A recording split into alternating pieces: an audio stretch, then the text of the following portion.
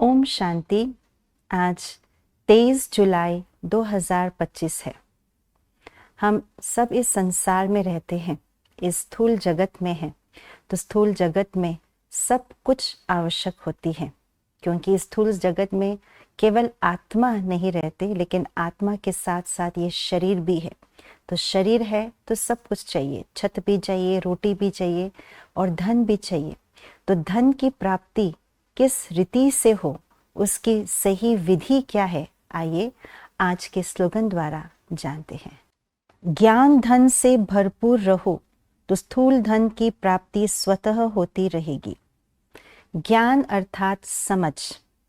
ज्ञान को धन भी कहा जाता है, ज्ञान को लाइट भी कहा जाता है, तो माइट भी कहा जाता है, क्योंकि ज्ञान जो है वो आत्मा के लिए धरोहर है। जहाँ ज्ञान है वहाँ सब कुछ प्राप्त आसानी से कर सकते हैं, इसलिए ज्ञान को धन कहा जाता है। और ज्ञान की देवी सरस्वती को मानते हैं, क्योंकि सरस्वती माँ ने सबको ज्ञान का दान दे करके बुद्धि को श्रेष्ठ बनाया। ये भक्ति मार्ग में ये गायन है। तो ज्ञान माना धन, ज्ञान माना समझ। जब ज्ञान धन से अपने आप को भरपूर करते हैं, यानी समझ से हम कोई भी कार्य करते हैं, कदम कदम समझ के साथ हम उठाते हैं, तो हर कार्य ज्ञान के प्रकाश से भरपूरता से हम करते हैं, तो वो कार्य एक्यूरेट होता है, युक्ति युक्त होता है। इसलिए वो कार्य जो है, वो कर्म जो है, वो निष्फल नहीं जाता है, वो बहुत श्रेष्ठ फल प्रदान करने वाले होते हैं।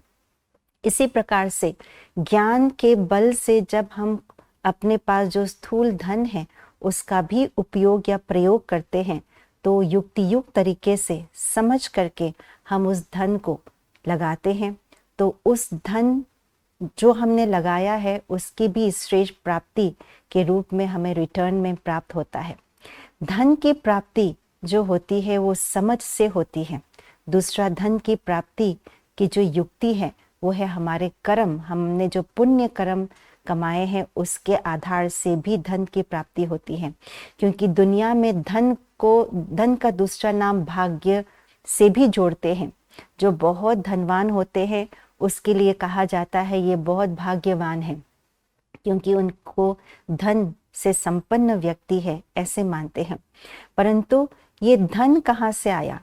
कभी न कभी किसी न किसी जन्म में उन्होंने श्रेष्ठ कर्म किए होंगे और उस श्रेष्ठ कर्म में धन को लगाया होगा ज्ञान युक्त तरीके से, तभी इस जन्म में उनको रिटर्न के रूप में संपत्तिवान, संपदा से भरपूर के रूप में उनको प्राप्त हुआ है।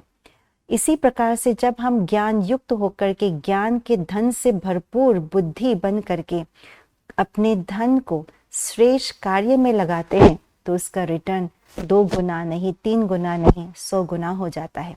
तो ज्ञान से भरपूर होना माना क्या? अपने ज्ञान को यूज करना। बाबा से प्राप्त जो श्रीमत है, मुरली के द्वारा हमें जो समझ प्राप्त हुई है, उस समझ को हर कदम में यूज करना। कोई भी परिस्थिति आए तो ज्ञान युक्त तरीके से उसे हल करना, उसका निवारण करना, ये है ज्ञान से संपन्न बनने के तरीके। दूसरा, ज्ञान को जितना जितना हम दान के रूप में देते जाएंगे, तो हमारे पास ज्ञान से भरपूर, ज्ञान धन से भरपूर खजाने हो जाएंगे। इसलिए ज्ञान धन से भरपूर बनो, तो ऑटोमेटिकली स्थूल धन से भी हम संपन्न बन जाएंगे।